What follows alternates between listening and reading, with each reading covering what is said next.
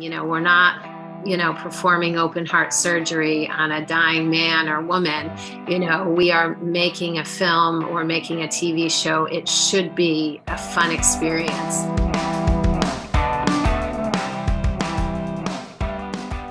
Hi there everyone and welcome to Den of Horror.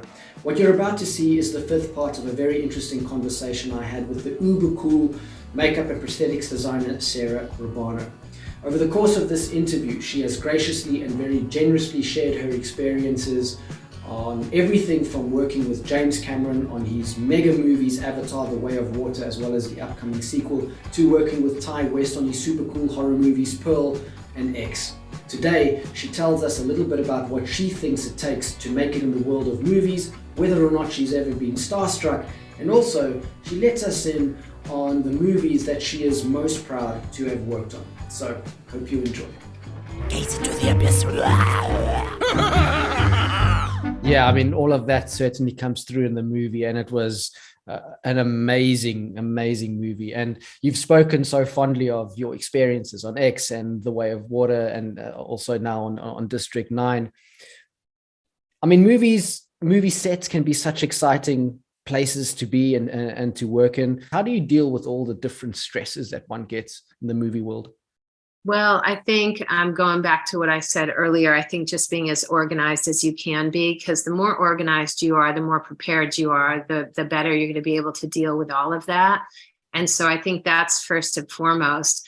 And then a dear friend of mine and mentor, Howard Berger, many years ago, I've worked with him many times. And I just watched him as he led the team and as he operated and as he dealt with the heavy stresses and, the requirements that were laid upon him on films like, Lion, the Witch, and the Wardrobe and all of that. But he comes to everything with humor. He's such a funny guy.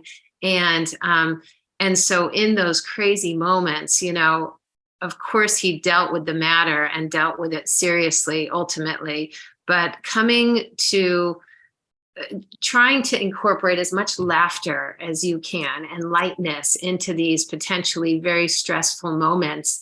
And I just remember watching him operate that way and seeing that was how he diffused some of his stresses. And it was a real example to me. I mean, geez, we're making a movie. We're telling a story. It should be fun.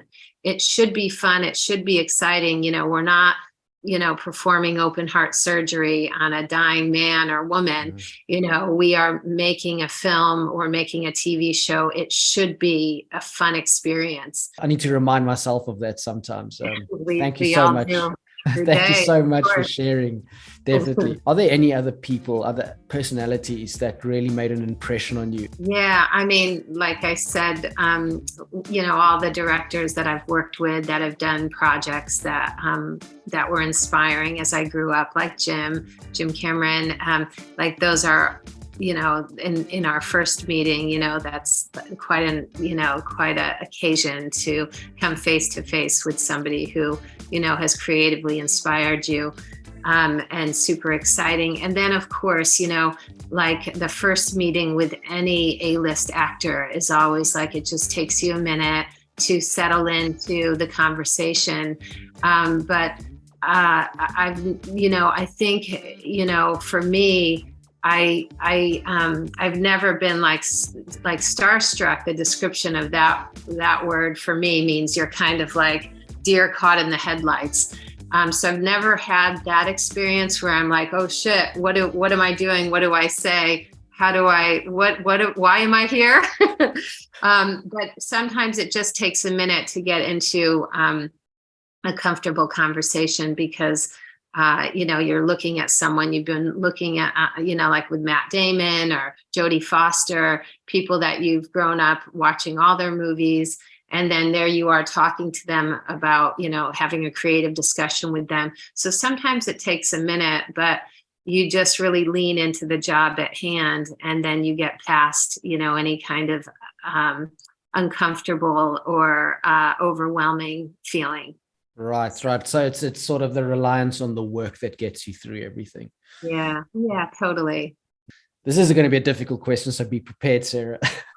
Uh-oh. Is there a movie Is there a movie that you are particularly proud of, whether it be from a makeup perspective or just being involved? Is there a movie that Sarah is really proud of?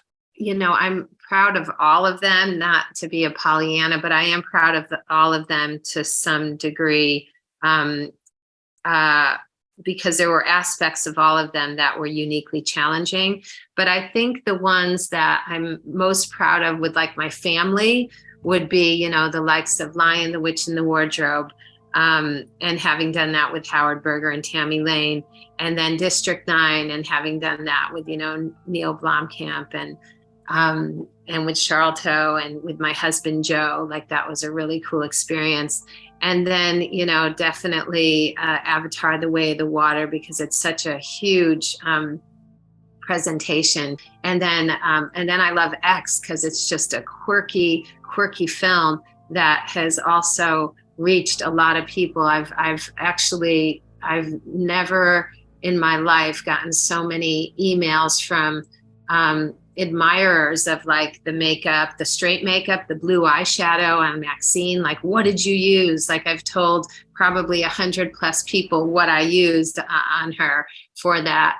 And, but then wanting to know how we went between Maxine and Pearl. And, so there's been so much interest, so much excitement. So I'm proud of that, and then I'm proud of everything, because you put everything that you have into each film, into each project. You throw every part of yourself at it. So proud of it all, but those would be the top ones. And then also, I've worked a couple times with actor Dane DeHaan, and he was in The Amazing Spider-Man 2. And I did his transformation, Harry turning into the Green Goblin.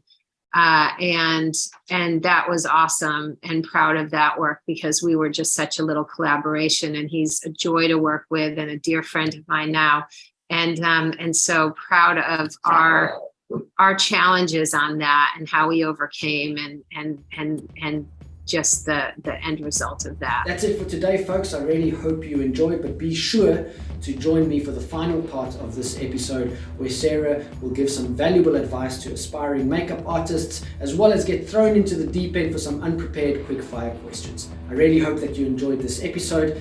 If you did, please subscribe to this channel, share and like this episode. And I really hope I see you next time. Stay safe, stay happy, stay horror. Gaze into the abyss.